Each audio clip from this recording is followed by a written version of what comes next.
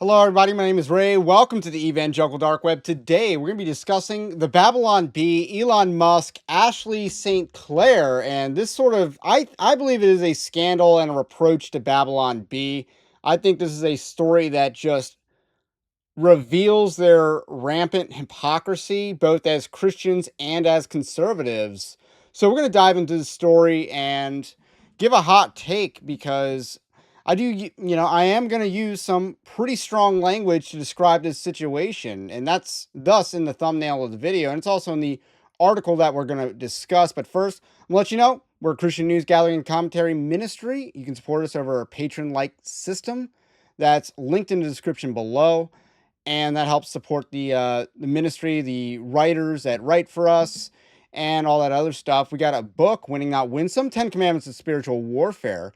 I do give a lot of credence to Babylon Bee in this book, which might be more or less outdated by this time, but nonetheless, I think most of the rest of the book holds up, and you should check it out. It's pretty cheap. It's on Amazon. So this is my article. It's Ashley St. Clair, The Horror of Babylon Bee the Horror of Babylon Bee is the article, and it's a nice play on words. It's terms of the Bible and the Horror of Babylon and Revelation. So anyway, uh, we published an article on Sunday about the Ashley St. Clair announcing her child with Elon Musk. And I just thought that a lot of that was disingenuous because she's saying that she's announcing it to get ahead of the tabloids, despite the fact that she has an unfinished agreement with Elon Musk. And this is clearly part of some sort of PR campaign to get him to finalize an agreement on their supposed love child. Now, I don't know if it's actually a love child or it's another IVF creation, because Elon Musk has been known to use a lot of IVF, and I'm not sure whether that's to do with him being with older women or him being a eugenicist. I don't know. But nonetheless, the latest baby mama of Elon Musk is Ashley St. Clair, and this reveals a glaring corruption in conservative ink. It's just, and even Christian media, if you want to consider the Babylon Bee a Christian outlet, this is a glaring red flag for an outlet that claims to be Christian, and it reveals a lot of hypocrisy among its leaders, most notably Seth Dillon and Joel Berry. So this is something that matters because there's a lot of issues going on in conservative media right now about e-thoughts, or women who monetize their sexuality online. It doesn't necessarily have to be an OF type of thing, but a lot of women do this, and it gets them acclaim, even in supposed conservative ink. We've gone after Christopher Rufo multiple times for his unscrupulous hires. He hired a adult film actress, euphemism there, for YouTube's sake, to be a journalist. And what were her qualifications? Don't know. She had like one big story that she reported or broke, but other than that, she was a liberal 5 seconds ago. So why is she working for the Manhattan Institute, which is supposed to be a conservative think tank? They also have a transvestite working there, and they affirm transgenderism over at the Manhattan Institute. So a lot of corruption, but the Babylon Bee is also part of the problem. And Ashley St. Clair is just their most obvious hire that's part of this problem. They also hired one of those libertarian girls. That's basically only a thing because of looks. And libertarian simp culture, which is definitely a real thing. But anyway, a lot of e-thoughts being hired in conservative ink, and she has an email job. If you know what that is, you know what that is, in operations management, whatever that means, at the Babylon Bee. And I'm not sure if she still has this, but she had it during the time that she met Elon Musk, and a lot of this stuff went down. Her LinkedIn page is surprisingly empty for a premium account. So I just thought that was interesting. But anyway, here's the thing about Ashley St. Clair, and I talked about this on the live stream we did either late 2023 or early 2024. There was the Conservative Dad's ultra right beer, or whatever it's called. It's 4.5%, so you'll never catch me drinking that, because the only time I go down that low is for Guinness. I guess. But it was a light beer company. Maybe they don't call themselves light, but it was a beer company that wanted to be edgy with its pinup girl calendar. And Ashley St. Clair was one of the ethos that went on that calendar shoot. And uh, she also has a history of a lot of immodest pictures. She's a baby mama her already. So the fact that she has a second baby daddy that's now Elon Musk is actually, I mean, hate the game, I guess. But anyway, she is a hardcore feminist still. Uh, she has a history of opposing things like a border wall or using immigration as a serious issue in politics. Uh, so here's the thing, her background is very unscrupulous. This is someone who has a very well documented history of being an ethot, and that's just putting it lightly. She used to operate a handle called Sex Laptop, which back in the day is alleged to have sold underage pictures, if you know what I'm saying, it's a euphemism, on the internet. So that's an allegation that was made, and there's a lot of credibility to that allegation based on the other racy, putting it lightly, content that was published on that handle, which is her account. That was her account. It's since been suspended.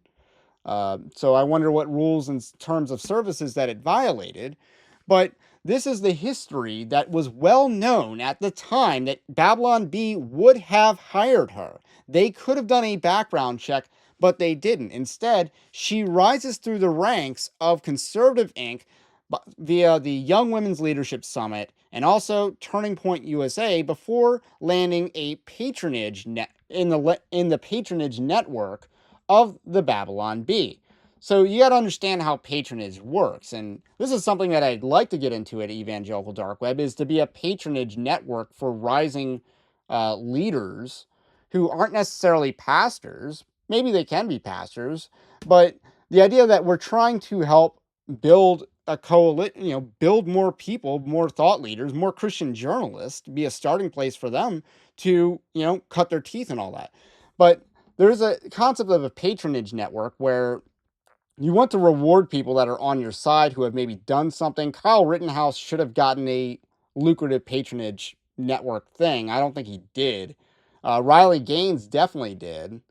And I want to say Daniel Penny's about to, which is good for him. So this exists in conservative media. It definitely exists on the liberal side. But we're giving it to people, instead of giving it to most often to the people who deserve it, we're giving it to ethots. And that's a problem in conservative media. So I'm going to point out the hypocrisy of that later on, but I do also want to highlight the Billy Graham rule, which I feel like was violated by Babylon B. St. Clair would go on social media, and like I said, she announced it. She said she wanted to get ahead of the tabloid media, which remains unnamed. And she's also stated elsewhere that the deal is not finalized. So I think that this is about trying to get a PR push for negotiations in her favor. So she, despite lamenting the privacy, she did a saucy interview with NY Post, which highlights the role that Seth Dillon played in her quest to nail down baby daddy number 2. So I can read it directly from the article if you want. Musk was very funny. He was smart. He was down to earth. It started with X interactions, and he slid into my DMs. I think it was a meme, she recalled. So I think this is before they've met. And then then it continues. At the time, she didn't particularly have much interest in Elon, other than his acquisition of then Twitter. She first becomes aware of the billionaire thanks to her gay best friend, who, red flag, by the way, big red flag, who frequently asked her to watch videos of Musk SpaceX rocket launches. So she'd never heard of Elon Musk prior to this dude that is trying to show her videos of rocket launches. I don't buy that because he's been around for a while. I think they did a Simpsons episode about Elon Musk in like 2012. So he was in the Iron Man movie.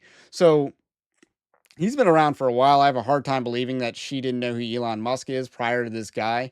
But if you're a guy out there, don't go with a girl that has a gay best friend. Huge red flag. Don't do it. Don't do it. But there's your PSA for the moment. At one point, he said it are you ever in San Francisco or Austin? And I said, I'm in Austin in Texas for a good amount of work. Sarah continued, adding that she worked for the Babylon Bee, a conservative satirical website at the time. So again, I'm not sure if she still works there, but the fact is they gave her a bit of a bag. I don't know if they didn't give her the bag that she just got, but Babylon Bee gave her a bag for being an ethot. Let's be real. So after Musk restored the Babylon Bee to Twitter from an 8-month suspension for a joke about the Biden official, B CEO Seth Dillon asked St. Clair to fly to San Francisco to interview the billionaire at his new company's headquarters. So again, that's a bit of a Billy Graham rule violation to go on a business trip with a female coworker that is a total ethot. So huge red flag. I'm sure his wife is very happy about that. I mean, I'm not super dogmatic about the Billy Graham rule in general, but business trips are that's kind of a big deal for a reason. That goes well beyond a lunch or just a quick conversation in an elevator. So, like I said, I don't know if she still works there, but that doesn't matter for this story. There's a certain, I do want to talk about the sociopathy that exists within the gold diggers, whereby she's using pregnancy to secure decades of child support at a luxury level. A lot of people online were celebrating her for choosing life, as if any hoe is going to delete the preborn with a billionaire. No, no, no. They know this is payday. There is a reason why people like Brittany Griner. Is it Brittany Reiner? Not Brittany Griner. That's the basketball player. The guy that Coach Deion Sanders brought in to lecture his athletes about, watch out for these girls on DM. He brought someone in there to teach the young men about trappers. Like, he actually did that. So she is a trapper. She successfully trapped her second baby daddy, which, again, I'm surprised Elon Musk went for someone who was already a baby mama, but I don't think he has very many scruples. I'll just be real. So here's the thing. She secured a bag. She got a bag to decades worth of luxury style child support.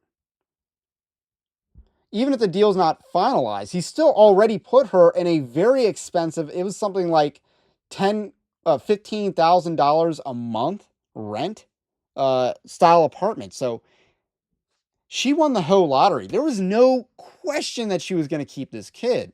No question. And what's kind of funny is that Elon Musk seems quite amazed.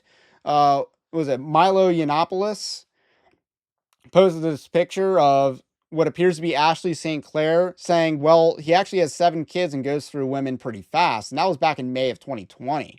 And Elon Musk replied with a whoa uh, at the apparent realization that he's been played.